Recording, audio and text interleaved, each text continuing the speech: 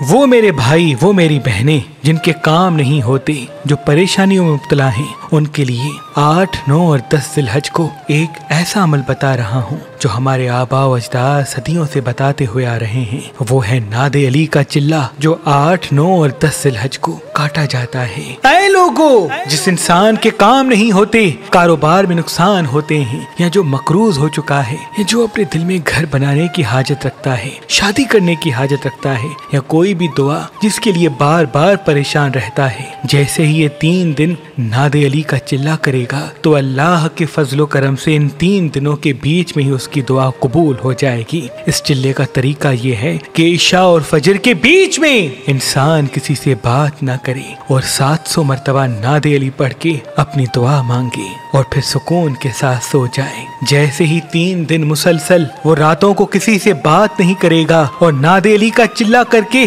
दुआ मांगेगा, तो ऐसा हो ही नहीं सकता कि उसकी वो दुआ कबूल ना हो, क्योंकि ये अमल गैबी इमदाद का दरवाजा इंसानों के लिए खोलता है और तमाम परेशानियों को उसी पल खत्म करता है, तमाम दुआओं को उसी पल कबूल करवाता है।